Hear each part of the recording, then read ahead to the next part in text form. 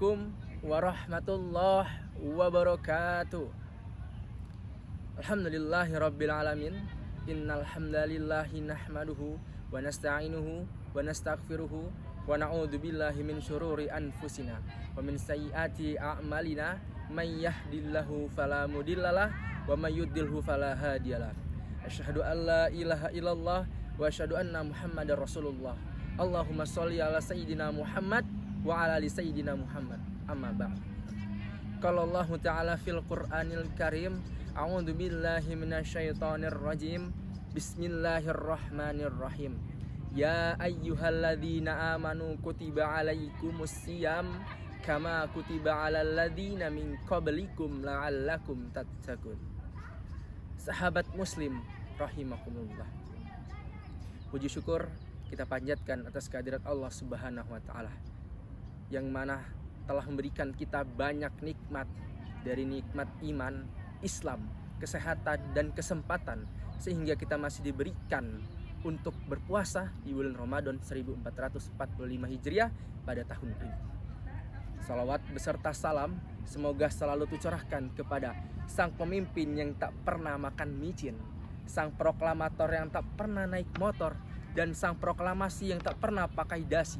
Siapa lagi kalau bukan Habibana wa Safiina wa Maulana Muhammad Sallallahu Alaihi Wasallam. Semoga kita semua akan mendapatkan syafaatnya di hari akhir nanti. Amin amin ya rabbal alamin. Sahabat muslim rahimakumullah. Berdirinya saya di sini akan menyampaikan sebuah dakwah yang berjudul Gaya Hidup Halal. Sahabat muslim rahimakumullah. Gaya hidup halal adalah gaya yang ditirukan atau yang dibiasakan oleh Nabi Muhammad SAW dengan syariat-syariat Islam. Gaya hidup halal dapat kita ambil dari beberapa aspek.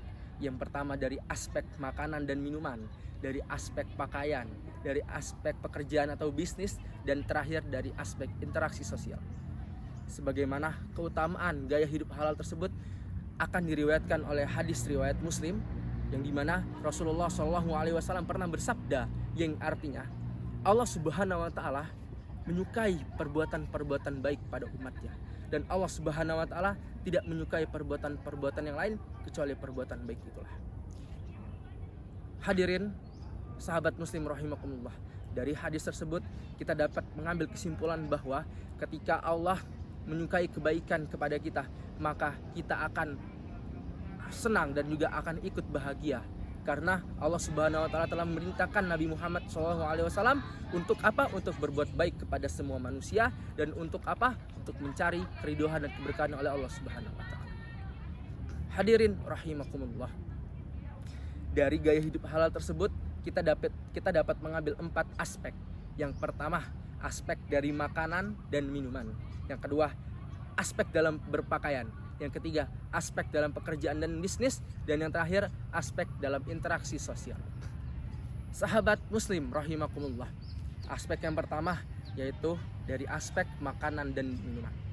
Sebagaimana Allah Subhanahu Wa Taala berfirman dalam Quran surat Al-Baqarah ayat 168, yang artinya, wahai manusia, makanlah yang halal lagi baik yang terdapat di muka bumi ini, dan janganlah engkau ikuti langkah-langkah syaitan. Sesungguhnya ia adalah musuh yang nyata bagimu. Quran surat Al-Baqarah ayat 168. Sahabat muslim rahimakumullah, yang kedua adalah gaya hidup halal dalam aspek berpakaian.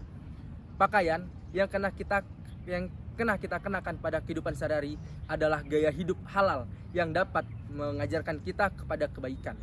Sebagaimana yang pernah diajarkan oleh Nabi Muhammad SAW, bahwasanya kita harus memakai pakaian-pakaian yang baik. Kita juga harus memakai pakaian yang menutup aurat, yang pernah dilakukan oleh baginda Nabi Muhammad SAW.